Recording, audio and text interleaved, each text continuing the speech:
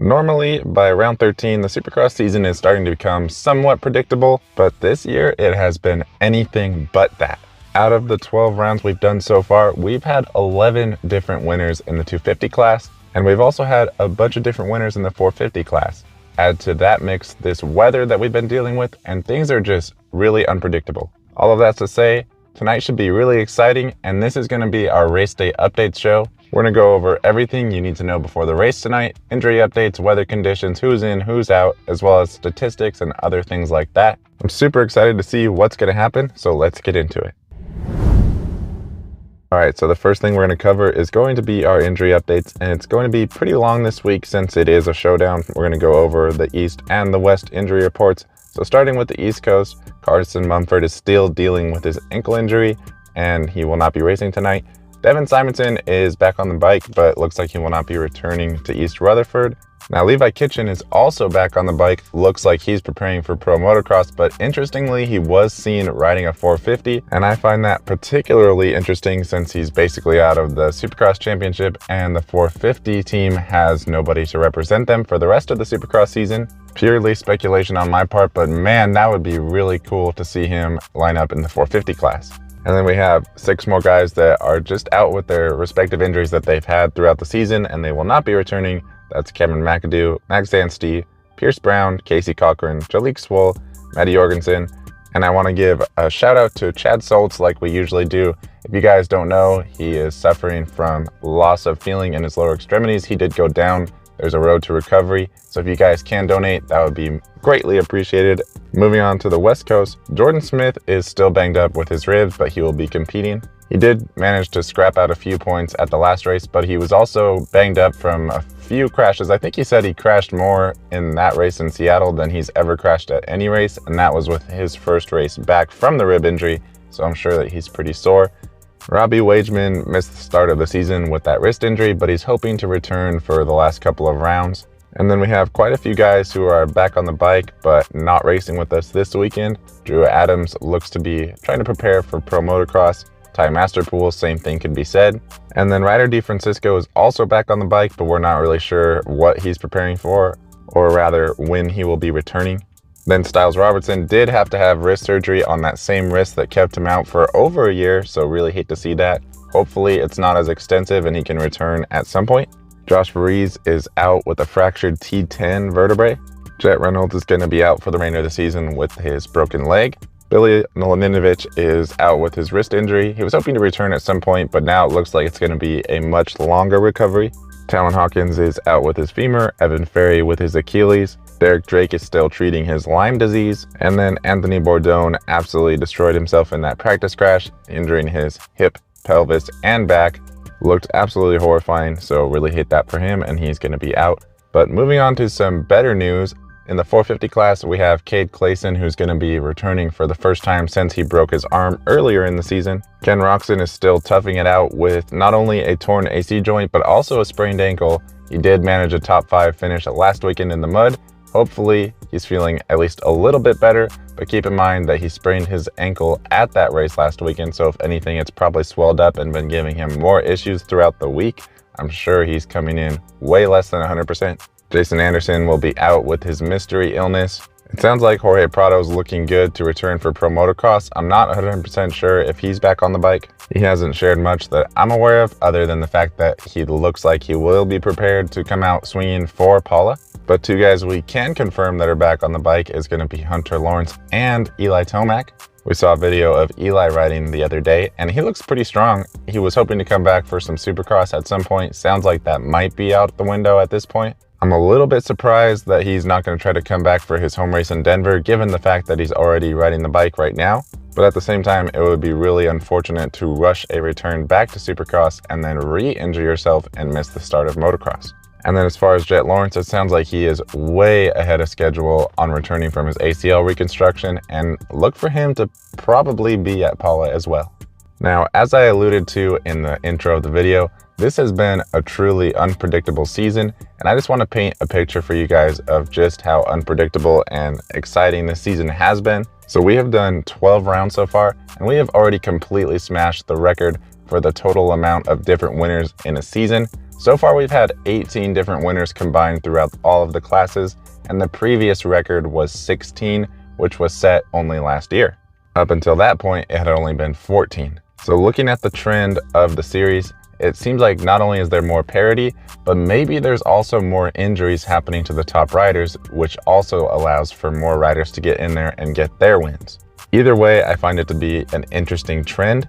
And looking at the 250 East class specifically, there has not been a repeat winner so far. And even in the West class, the only rider to get 2 wins so far this season would be Hayden Deegan. Other than that, there's been a different winner every single weekend too. Looking at the 450 class, if somebody like Justin Barcia or Justin Cooper can come in and get a win at some point in the season, then I'm pretty sure that would actually set the record for the most different Premier class winners we've had in a year. I didn't have time to go back and fully investigate that, but I'm pretty sure. Anyways, it's a really interesting and exciting time to be in the sport.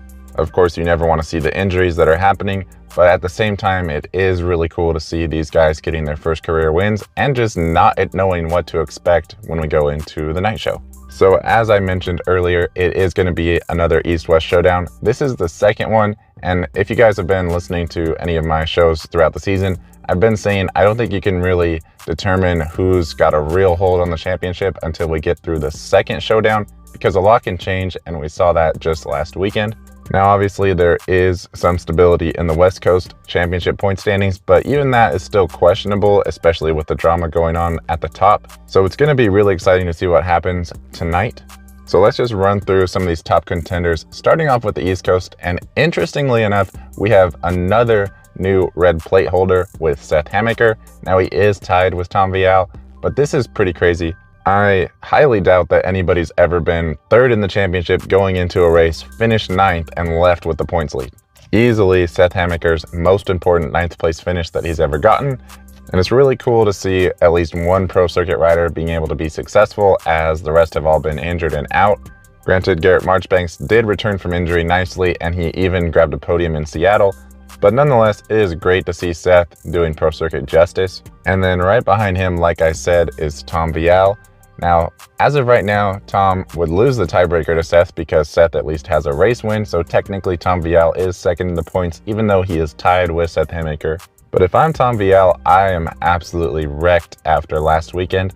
He was sitting in 4th almost all the way down to the end of the race, and he ended up finishing dead last and scoring no points. If he would have just finished in 4th, he would have easily had double-digit points lead, because RJ Hampshire finished all the way back in 15th, and he would have been able to probably manage his way into his second title in a row and potentially been able to win a championship without even winning a race.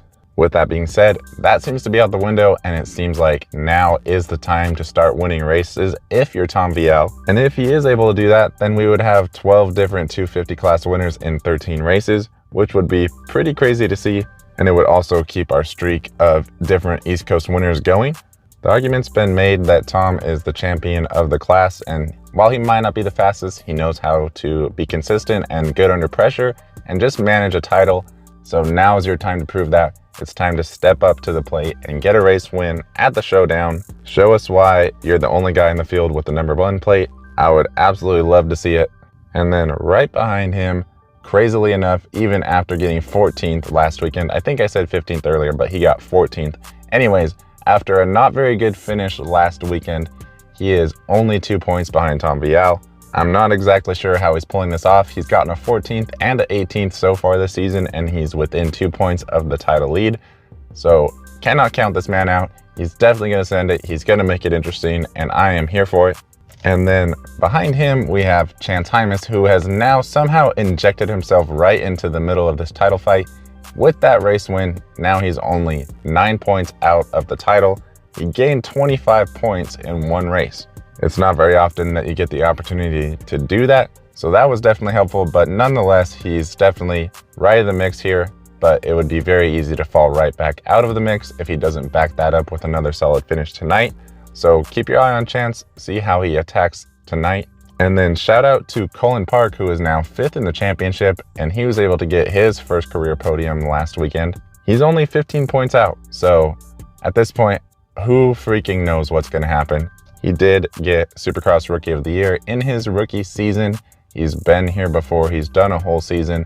Now, he's never done anything super flashy, but he does know how to get through a full season and score some decent points. So look for him to be right here around that top 5 mark. The next closest guy behind him is going to be Nate Thrasher, and he made things kind of hard on himself by scoring a 19th place last weekend. Definitely took a hit in the points.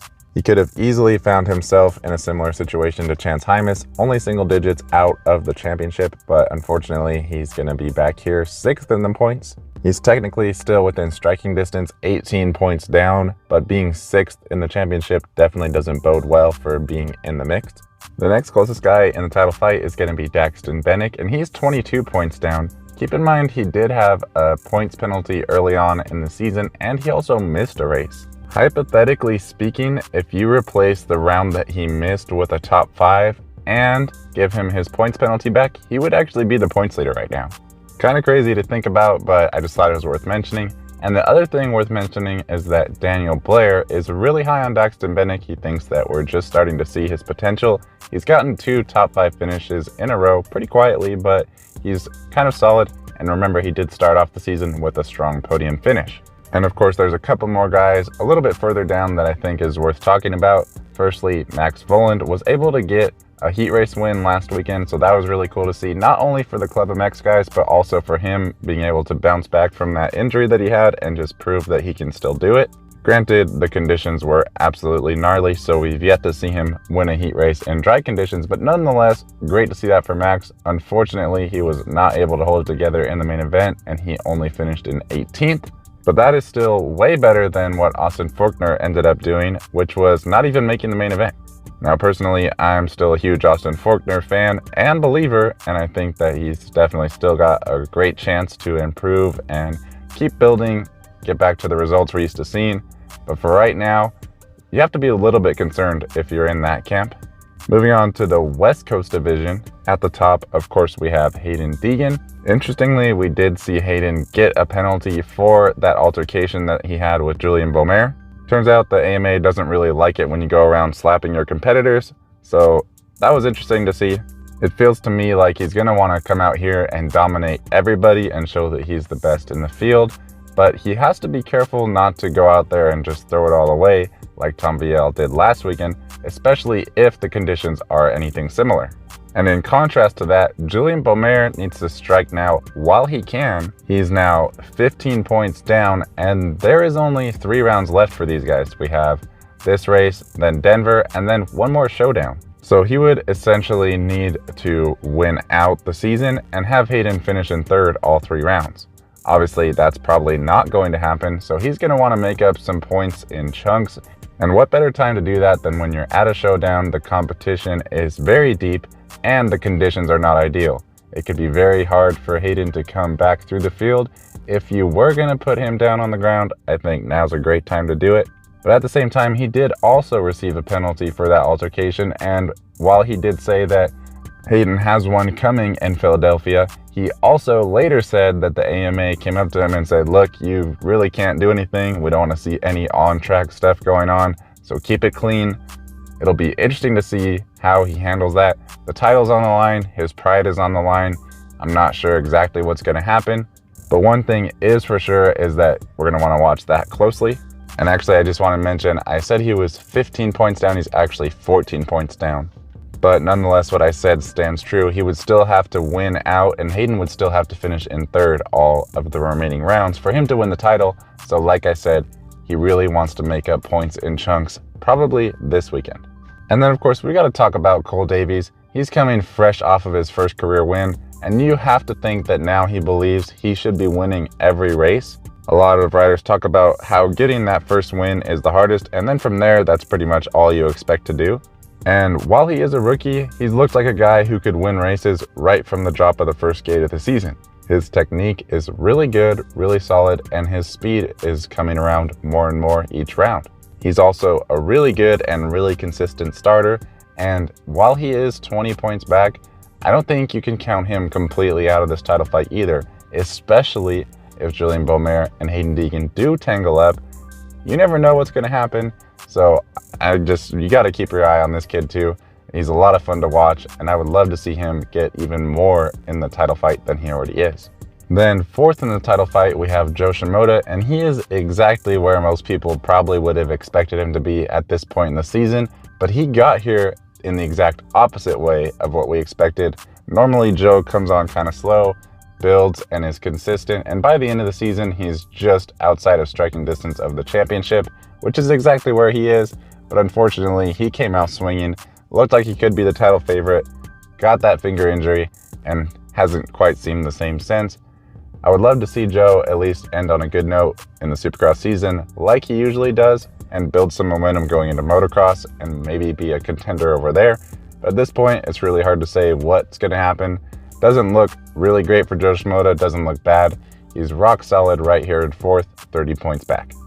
And then rounding out your top five, we have Cody Schock. And man, Cody's been riding absolutely great. He's also coming off of a heat race win. So now that's 2 years in a row that he's gotten Club MX a heat race win. And I just can't say enough good things about Cody Schock. He seems really good for the sport, great personality, and a really great asset to the Club MX team. I think they did a great job by signing him to a 3-year extension. And I just can't wait to see what else he can do on that team this year. Then behind him, we do have Jordon Smith, who did come back in Seattle from that rib injury. And unfortunately, he ended up crashing a ton of times. He's got to be absolutely banged up. He said he's never crashed that many times in one race night. So to come back from a punctured lung and broken ribs and hit the ground that many times, or just get a bike drilled into your ribs as they're still trying to heal on the side that is healing, that is absolutely brutal. I'm sure the weekend off helped a little bit, but I'm also sure he's not feeling great. At this point, he's already 54 points back, so definitely well outside the title fight. But he definitely could play spoiler by the last couple of rounds. We are going to have another weekend off for these guys, and then they're going to finish off the season. So I wouldn't be surprised to at least see him play a factor in one of these title fights. He's going to want to go out there and try to get Triumph another win, and that could really play a role as these guys, especially on the East Coast in the final showdown, are trying to sort out who's going to win the title. He could get right in there and mess everything up. So that could be fun to see. Either way, let's just try to get Jordan through these last couple of rounds healthy. It sounds like he might be kind of lining himself up as Triumph's premier 450 guy moving forward. So that'll be really interesting to see. But then let's not forget about Garrett Marchbanks. While I was giving a lot of props to Seth Hammaker, got to give some props to Garrett Marchbanks too. He kind of pushed through that injury earlier on in the season, and he's coming off a solid second place finish in sloppier conditions. And let's look back last year, his best finish on the Club MX team in Supercross was at San Diego, which was similar conditions to Seattle. And while it looks like there could be some rain during racing, it's not looking like it's going to be a downpour, so there's a good chance that the track might not be a total disaster, and that would be similar conditions to what he just raced in and got that second place finish. So don't count out Garrett Marchbanks. He definitely seems really good in these conditions. I'm really excited to see what he can do as well. One last 250 rider we got to talk about real quick. It would not be doing him justice to not talk about him, and that's Michael Mosiman. He did get a podium so far this season, but he's been really hot and really cold. I hope that he can at least get a few more good results and try to secure a ride moving forward. It's great having him out there, but as of right now, it feels like he's kind of playing it safe. He did have that gnarly neck injury and was basically just going to retire, but he is giving it another go. I definitely respect that, but I would also like to see him send it a little bit more because these younger kids are absolutely sending it, and you got to do some gnarly stuff to keep up with them. So I'm curious to see how he finishes out the season. Definitely don't want to see him get hurt, but I would like to see him be a little bit more flashy. Moving on to the 450 class, man, shout out to Cooper Webb. You are insane. You are a psychopath. I don't know how you do what you do. Your mental ability is like nothing I've ever seen before. If you guys don't know what I'm talking about, you got to look at Cooper Webb's last lap of the race last weekend. He went from 6th to 3rd like that. It was really crazy to see. And on top of all that, I just thought it was so disrespectful the way that he went around the outside of Chase Sexton on the last lap. And the fact that we are all the way at the end of an absolute mutter, and he has the audacity to go up there and just pull a tear off like, yeah, and I still got tear offs too. That is such championship level riding that you can somehow crash in a mud race and still manage your tear-offs enough to go all the way down to the last lap, to still have tear-offs to give yourself clear vision to just send it on the last lap and make up that much time. Just exactly how much time did he make up, you ask? Well, he was 4 seconds faster than anybody, even Aaron Plessinger, who had a relatively clear track ahead of him. He gained almost a minute on Ken Roczen and over 1 minute on Chase Sexton. This is the second week in a row that we've seen Cooper Webb literally turn the tables in the middle of the race and go from what looked like a championship management race to gaining points on everybody. Let's not forget that last weekend in Seattle, he got the whole shot and was leading, got passed twice, and then ended up battling his way back up and taking the win from Chase Sexton. It's not like Chase made some crazy mistake and Cooper Webb capitalized. He literally turned the tables and made a momentum shift and moved forward. And that is exactly what he did this last weekend. He just said, you know what, I'm just gonna send it, and oh well if there's any consequences, and it ended up paying off. But what I'm trying to say is Cooper Webb's ability to shift the momentum in his favor to that extreme mid-race is just not something you normally see. If you see a guy falling back and it's the middle of the race, you don't usually see that guy again, but not Cooper Webb. So man, it's just something really cool to see, something different, and it's pretty incredible. Anyways, Chase Sexton is now 15 points back behind Cooper Webb, and this is an absolutely pivotal race for Chase. The reason I say that is because 15 points with 5 rounds left means that he could technically still win out and control his own destiny. If he wins tonight, then that puts the pressure on Cooper Webb at least a little bit, knowing that at some point in the rounds that are left, he's going to have to beat Chase Sexton at least once. Now granted, I don't expect these guys to finish 1 and 2 for the remainder of the season, but what I am saying is if Chase Sexton hypothetically loses to Cooper Webb tonight, then Cooper Webb knows that he can just go out there and get second behind Chase every single week from then on out, and that is a totally different mindset that you can take into the night show. And with how mentally strong Cooper Webb already is, you do not want to give him that advantage too. So if you're Chase Sexton tonight, you absolutely have to make sure you beat Cooper Webb, and ideally you want to make sure you win the race too. I feel like he's absolutely still in this title fight, but if he loses to Cooper Webb tonight, I have to give Cooper Webb a clear upper hand advantage. Now generally Chase Sexton does look better in the mud than Cooper Webb. Let's not forget his performance last year at San Francisco where he absolutely dominated, but part of that could have been from him getting the whole shot. Nonetheless, Cooper Webb looked absolutely terrible when compared to Chase Sexton that race. He faded back and he actually got lapped by Chase Sexton. On top of that, Chase Sexton absolutely dominated Cooper Webb in the same heat race, and he was also pulling away in the main event. But like I said, Cooper Webb turned the tables, so at the end of the day, it didn't really matter. But what I am trying to say is that I think Chase Sexton has the skill set that he needs to beat Cooper Webb tonight. He just needs to execute.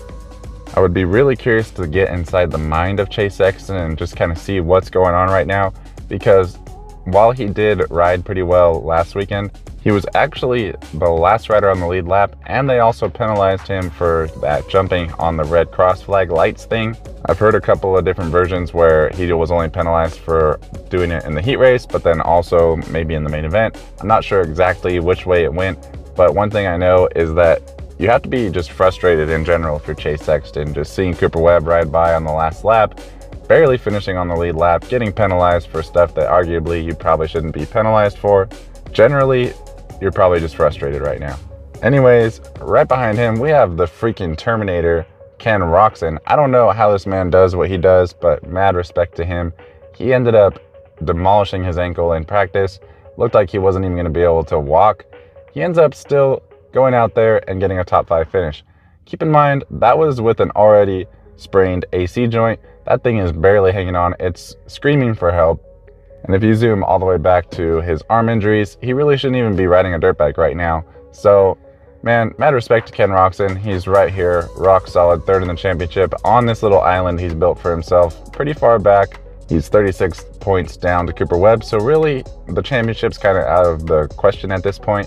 But he's also 33 points ahead of Justin Cooper. So at the end of the day, it's great to just have Kenny out there. You know he's going to try to finish strong.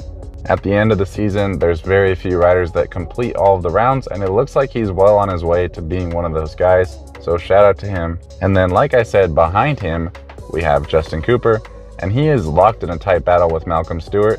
Right now, he is 69 points back from Cooper Webb, and while he didn't look exceptionally good last weekend, let's not forget what happened in Seattle. He ended up coming around Cooper Webb and dominating the heat race, and he kind of looked like he could have won that Seattle main event for a little bit until he ended up jumping off to the side of the track and landing on a tough block, where he still salvaged, I believe, a top 5 finish, and he's already been on the podium so far this year. While it might sound kind of crazy, I would not count him out for a race win this year. Then, only 1 point behind him, we have Malcolm Stewart. And it is great to see Mookie up here in the top 5 in the championship, and I couldn't be happier that he got a win so far this season. Being top 5 in the championship, you would think that he's probably secured a ride for next season, but I'm not 100% sure that's the case. Let's not forget that RJ Hampshire is moving up to the 450s in motocross this year, and Malcolm Stewart has never been one that's known to getting good outdoor results. Add to that the uncertainty of the whole Pierre group, and if that team's even going to exist next year, that part is looking kind of sketchy, and there is quite a few guys that could be moving up to the 450 class either this coming year or in the next couple of years. So I think it is really important for Malcolm to finish off the season strong and try to get on the podium at least a couple of times, because outside of the couple of times he's been on the podium, he's rarely in the top 5. Then behind him, now we have Justin Barcia. Interestingly, Barcia's been coming on strong lately. He's been on the top 5 a couple of times now, but just as much as he is coming on strong, he's barely ahead of Aaron Plessinger. Now granted, Aaron Plessinger is coming on even more strong than Justin Barcia, and most of that is due to how horrendous his season started. He had a couple of DNFs, and now he can't seem to not finish on the podium. Cap all that off with his second career win last weekend, and things are looking absolutely fantastic for Aaron Plessinger. It sounds like he renewed his deal with KTM, so it's going to be really interesting to see how that breaks down. Does Tom Vialle move up next year? And if so, does KTM try to just move on from Chase Sexton, or do they try to do a 3-man team? Or how do we work all that out? If he did renew with KTM, then great for him. But no matter what happens, it feels like he's definitely proven that he deserves to stay at the top of the sport. It's great to see him becoming a consistent podium guy. And it's also great to know that the American hero will not go down as a one-hit wonder. Next we have Justin Hill, and he's just back here doing his thing, man. Now that we unfortunately lost Jason Anderson for the remainder of the series, he's going to end up moving up to 8th in the championship, and he's probably going to finish there unless something unforeseen happens to him. While he didn't do anything too flashy last weekend, he was still able to score some pretty solid points, and he looks to be trying to secure himself a spot that is directly qualified into the SMX main events. I'm not sure that he plans on attending many or any motocross rounds, so these last few rounds are very important for him to try to score those points, as you know he definitely wants to come after that payday at the end of the season. Then behind him, man, I tried to tell you guys in the comments last weekend, Shane McElrath is an underrated mud rider, and man, I didn't expect him to go out there and do that. He was absolutely killing it. If you look at his lap times, he was matching Aaron Plessinger. He had, I believe, the second fastest lap of the main event. It was not a fluke. He definitely earned it. I 100% agree the conditions helped him, but what I'm trying to say is he is really good in those conditions. And shout out to Shane, he's solidly inside the top 10 in the points now, and he started off the season with a part-time ride. So these quad lot guys have got to be absolutely loving his performance so far. He didn't start out too flashy, just kind of solid, and he is absolutely improved throughout the season. Love to see it. It feels like he kind of got robbed at a chance to go after that 250 Supercross championship that he probably would have gotten at some point. So it's great to see that he's at least able to rebound a little bit and kind of build himself a 450 career. Then rounding out the top 10 in the championship, if you remove Jason Anderson, we have Dylan Ferrandis, and he's only 6 points behind Shane McElrath. So they could definitely battle out to the finish of the season. It's going to be interesting to see exactly how these two Honda boys sort things out. It's pretty much going to come down between one of these two guys as to whoever is the quote-unquote best Honda rider this season, with the Lawrence brothers being out. One of these two is going to be atop the point standings for Honda. With that being said, it would seem that Dylan Ferrandis is getting more support from Honda, It's interesting to see that they are going to be supplying him with factory HRC parts, not only through the remainder of the Supercross season, but also through outdoors. I find that really interesting, as Dylan Ferrandis is a past outdoor champion, and one of the things that he wanted to be on this team for was because he thought the Honda was so good in motocross. And one of the things that Lars Lindstrom said that I found interesting was the main reason they didn't want to sign Dylan Ferrandis to the role that they ended up ultimately bringing Dean Wilson in to do was because they would have had to put him on the factory bike, kind of burn the bridge with his team, and then take him right back off of that bike for motocross, when instead what they decided to do was just not do that, end up giving him some parts, and actually allow them to continue to get parts all the way through the duration of pro motocross. That way he can just start to get used to the bike and really gel with it and have that advantage that, you know, you might get from having those parts. And Dylan did comment that while it was seemingly a little bit frustrating that he wouldn't be able to be on that bike, the transmission has felt really good and he's found it really helpful. And we did see him get his first top 5 of the season not too long ago. So look for him to finish off the season strong, and I just want to keep my eye on him as we head outdoors. Next, we got to talk about the factory beta guys. So it looked like Mitchell Oldenburg was possibly going to be kind of carrying the team at first, but these last 3 weekends, Benny Bloss has been absolutely coming on strong, and he's beaten Mitchell in all 3 of them. So while Mitchell Oldenburg is still having a very good season, Benny Bloss is coming on strong, and then even last weekend, he had a season best of 7. And it was cool to see him get that 7th. He was fighting all the way down to the last lap, making passes on the last lap. And because of all of these improvements that he's made, he's now only 4 points behind Mitchell. So you know that they're probably going to have some back and forth, some banter between them, probably some crap talking. Looks like they have a good relationship there at beta. Lots of fun. And it's cool to see the dynamic that they've built over there. And it's also cool to see a couple of good riders get a good ride like that. Next, we got to talk about Colt Nichols. So Colt is looking pretty good. He's only 4 points behind Benny Bloss, but at the same time, he is also a past Supercross champion. And for him to be this far back in the title and just generally well outside the top 10 is a little bit disappointing. You would hope to see a little bit more flashes out of him. We've seen him get, I think he either got like a 4th or a 6th or something like that in 450 Supercross before. At the same time, he did get hurt in World Supercross. Seems like he would have had time to heal from that though. So I would just like to see a little bit more flash out of him. And then we have Joey Savacci, the teammate to Shane McElrath, and he's definitely had the speed this season. He's had some really great moments, but unfortunately he also went down, broke some ribs, and punctured his lung, kind of like Jordon Smith did. He is back racing. He did come back last weekend, but unfortunately he ended up not even making the main event. So that was the first time in his career that he's ever not made the main event.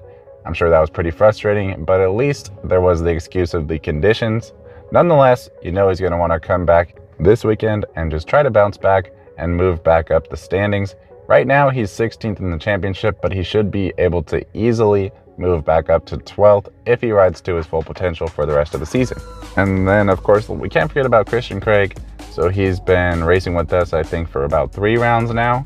Unfortunately, he didn't have a great result last weekend, but that's probably to be expected from certain people. I do feel like he has something to offer. He does look fast at times, and I am excited to see if he can put something together by the end of the season. But at the same time, my expectations for him are generally pretty low. And the last guy we're going to talk about, one of the guys that I'm most excited to see this weekend, is going to be Dean Wilson. He's going to make his factory HRC debut. I'm not sure exactly what position to expect for him, but I am sure to expect a good time. I know that he's going to be getting the cheers. Would love to see him get a whole shot in the heat race or something, lead a couple laps, you know, get the crowd all riled up. If I had to guess, I would say he's probably going to be somewhere between 8 to 12, but I could see him as low as 14th. So hard to say for sure. Hopefully he can just stay healthy. We don't want to see another guy go down with an injury, so please just stay safe out there, Dino. I'm sure he's not going to do anything too crazy, too risky. He knows how to ride Supercross. He's very technically sound, and he knows he's not in the championship for anything, so I'm sure he's going to ride within his limits. Nonetheless, it's great to see him out there, and it's great to get somebody new just to make things even more interesting. All right, the next thing I want to bring your guys' attention to is that the race is going to be starting earlier today. Now, the schedule is subject to change with the weather, but as of the time of me recording this, Race Day Live will be kicking off around 9:30 Eastern. It looks like they canceled free practice and they're planning to run 2 qualifying time practices. But as far as the quote-unquote night show itself, that's going to actually kick off at 3 p.m. Eastern. So it's definitely going to be still daylight throughout the duration of the racing. I feel like a mud race in the day is at least slightly better than a mud race under the lights. So at least there's that. It would seem that the skies opened up quite a bit Friday night. So hopefully they settle down into the morning. And like I said, in the early afternoon is going to be race time. It looks like right now that it's supposed to at least sprinkle throughout the day. But sometimes having that extra, just a little bit of water coming down is kind of helpful because it keeps the mud from getting way too sticky and just kicking up on everything. But yet it might not be enough to create that huge puddles of standing water that is just a complete hazard. So maybe it'll work out. It's definitely going to be wet out there. I don't expect it to be to the same extreme that we saw last weekend. I think it's going to be right in between what we saw in Seattle and what we had last weekend. So obviously with the weather, they did cancel press day riding. So we don't get to see anything there, not any major takeaways. And it's really hard to say how the track's gonna break down with what lines the riders are gonna take. Normally I kind of like to get into that side of things as far as what lines we're seeing, who looks fast, and what we might be able to take away. But anyways, none of that this week. So we are gonna jump right into our rider statistics for fantasy and betting, starting off with Cooper Webb. Man, things are looking really good if you're a Cooper Webb fan, if you're a Cooper Webb supporter, or if you're just in his camp. He's been on the podium 8 out of the last 9 races, and he's even managing an average finish of approximately 2.67 right now. So by far the best average finish out of anybody. He did get 4th here last year, but it would appear that this year is quite a bit different, so I'm not sure you can count that. Then as far as Chase Sexton, he's been a lot more hit or miss. He's been off of the podium almost as many times as he's been on it. He's gotten 7 podiums so far this year and 5 times been off the podium. Right now, he's averaging a finish of 3.33, and I would say that the thing that is keeping him in this championship fight right now is the 3 wins that he has on the season. But even when you compare that to Cooper Webb, he has 4. So all around a good season for Chase Sexton, but not as great as Cooper Webb. It would seem that now would be the time to turn things around, or it might be too late. And then as far as Ken Roczen, the bionic man, the superhuman, we're not sure how he's doing what he's doing. He still managed a 4th place last weekend, even though like half of his body was not working. And I also heard that his bike was malfunctioning on the last lap. So he somehow still limped that thing in for a 4th place finish. Probably could have been on the podium, potentially. Anyways, he's been in the top 5, 6 out of the last 7 races. So if you guys don't put him in your top 5, then either you have a really crazy gut feeling or you're just crazy. On top of that, he also has the best average start. So keep in mind he did switch to the factory transmission this year for the first time since he's been on that Suzuki. And that really seems to be helping his starts. Anyways, Aaron Plessinger has now been on the podium every single round since Daytona. So that was kind of the turning point for him. Ever since he's been able to do it for Dale, his season has really turned around. And even out of all of those races, he's only been off of the podium once in all of those rounds. So realistically, he's borderline becoming a consistent podium guy. But then again, you could argue that a lot of those podiums probably should have gone to Chase Sexton if he would have kept it together. Then looking at Justin Cooper, part of me wants to say that he should be able to be a podium contender and maybe even a race winner threat this weekend.